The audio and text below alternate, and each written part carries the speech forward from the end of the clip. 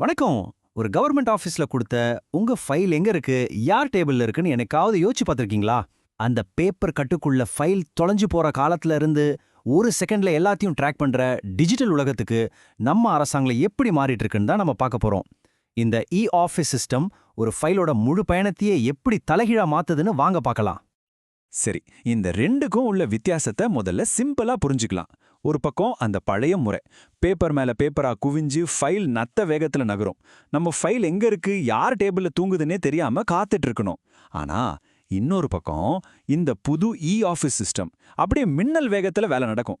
ஒவ்வொரு ஃபைலும் எங்க போகுது வருதுன்னு லைவா ட்ராக் பண்ணலாம்.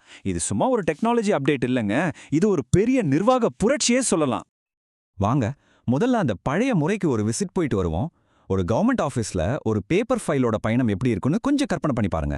அங்க ஃபைலுங்கிறது வெறும் பேப்பர் கட்டி இல்ல, அது தாமதத்தோட ஒரு பெரிய சின்னம். பாருங்க, இது ஒரு ஆபீஸ் மாதிரியா தெரியுது, ஒரு பெரிய சிக்கலான புதிர் மாதிரி இருக்கு.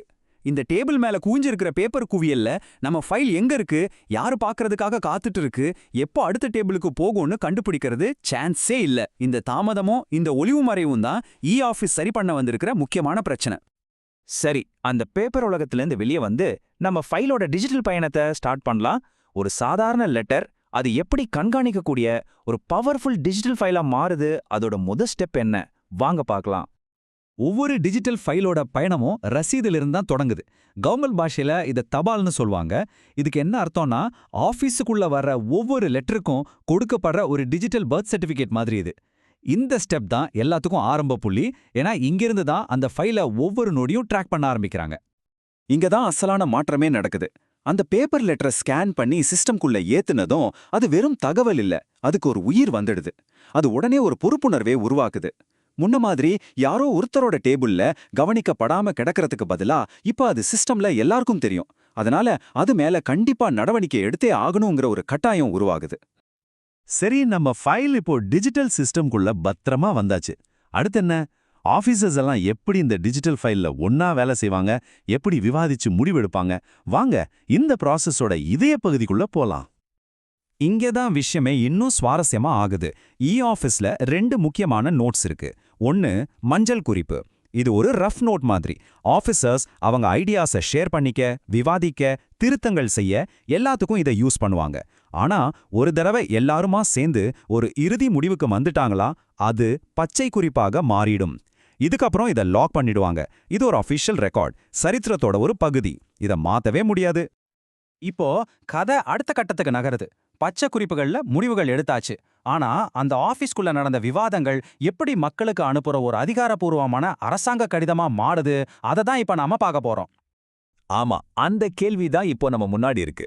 உள்ளுக்குள்ள நடந்த அந்த விவாதம் எப்படி ஒரு உறுதியான சட்டப்படி செல்லுபடியாகிற வெளியனுப்புறதுக்கு தயாரா இருக்கிற ஒரு டாக்குமெண்டா மாறுது. இந்த மேஜிக் எப்படி நடக்குது? இதோ அதுக்கான ஸ்டெப்ஸ். ஸ்டெப் 1, ஆஃபீஸர்ஸ் ஒப்புதலுக்கான வரைவு, அதாவது டிஎஃப்ஏன்னு ஒன்று உருவாக்குவாங்க. ஸ்டெப் 2, எல்லா கடிதமும் ஒரே மாதிரி ப்ரொஃபஷனலா இருக்கணும்ல, அதுக்கு ஏற்கனவே ரெடி பண்ணி வச்ச டெம்ப்ளேட்டை தேர்ந்தெடுப்பாங்க. ஸ்டெப் 3, இங்கே தான் ஒரு சூப்பர் விஷயம் இருக்கு. ஹேஷ்டேக்ஸ். பேரு, பதவி, தேதி இதெல்லாம் ஒவ்வொரு தடவையும் டைப் பண்ண தேவையில்ல. ஒரு ஹேஷ்டேக் போக்கா போதும், சிஸ்டமே அதை ஆட்டோமேட்டிக்கா ஃபில் பண்ணிடும்.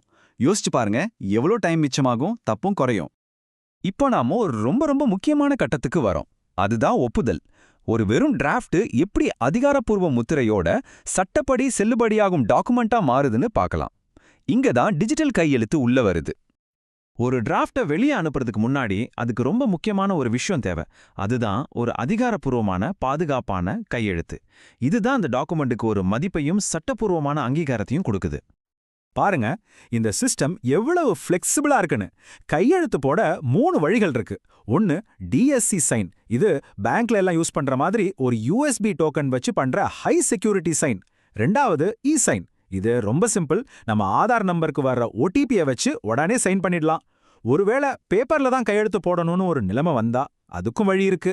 அதுதான் இங்க் சைன். கையெழுத்து போட்ட பேப்பரை ஸ்கேன் பண்ணி அப்லோட் பண்ணிடலாம். தேவைக்கேத்த மாதிரி செக்யூரிட்டியும் வசதியும் நாமளே தேர்ந்தெடுத்துக்கலாம். இங்க தான் ஒரு முக்கியமான டர்னிங் பாயிண்ட். ஒரு டிராஃப்ட் அப்ரூவ் ஆன உடனேயே அதுக்கு ஒரு பிரத்யேகமான வெளியீட்டு எண் ஜெனரேட் ஆகுது. இது வெறும் நம்பர் இல்ல, இது அந்த டாக்குமெண்டோட டிஜிட்டல் கைரேகை.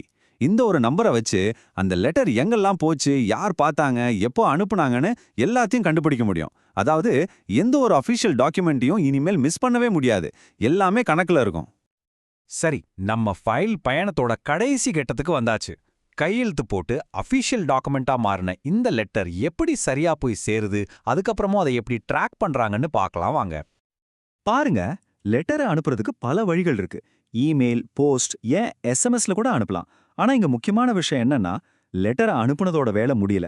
அதுக்கு பதில் வந்துதா இல்லையான்னு ட்ராக் பண்ணலாம். ஒருவேளை பதில் வரலன்னா ஆட்டோமேட்டிக்கா ரிமைண்டர் கூட செட் பண்ணலாம். இது ஒரு முழு கம்யூனிகேஷன் சைக்கிளையே கண்ட்ரோல் பண்ணுது. இனிமே சார் உங்க லெட்டரே வரலங்கிற பதிலுக்கு இடமே இல்ல. ஆக ஒரு லெட்டர் உள்ள வர்றதுலேருந்து அது விவாதிக்கப்பட்டு கையெழுத்து போடப்பட்டு ஒரு அஃபீஷியல் பதிலா வெளியே போற வரைக்கும் முழு பயணமும் ஒரே சிஸ்டம்குள்ள கச்சிதமா நடந்து முடியுது. இதுதான் இ-ஆஃபீஸோட உண்மையான சக்தி. ஸ்டார்டிங்லேருந்து எண்டிங் வரைக்கும் முழுமையான கண்ட்ரோல். அப்போ இதனால என்னத்தான் பெரிய மாற்றம் வந்துடும்? முதல்ல செயல்திறன். வேலைகள் எல்லாம் ராக்கெட் வேகத்துல நடக்கும். ரெண்டாவது பொறுப்பு கூறல். யார் என்ன செஞ்சாங்கன்னு ஒரு டிஜிட்டல் தடம் இருக்கிறதால தப்பே நடக்காது. மூணாவது வெளிப்படைத்தன்மை. நம்ம ஃபைல் எங்க இருக்குன்னு நாமளே லைவா பார்க்கலாம். கடைசியா பாதுகாப்பு. முக்கியமான தகவல்கள்லாம் ரொம்ப சேஃபா இருக்கும். இது நம்ம நிர்வாகத்துல ஒரு மிகப்பெரிய முன்னேற்றம். இப்போ ஒரு முக்கியமான கேள்வி. இ-ஆஃபீஸ் மாதிரி சிஸ்டம்ஸ் எல்லாத்துக்கும் ஒரு நிரந்தரமான டிஜிட்டல் ரெக்கார்டு உருவாக்கும்போது நாம வருஷக்கணக்கா பேசிட்டு இருக்கிற அந்த சிவப்பு நாடா முறை, அதாவது தேவையில்லாத தாமதங்கள், அதுக்கு ஒரு முடிவு வருமா? நீங்க என்ன நினைக்கிறீங்க?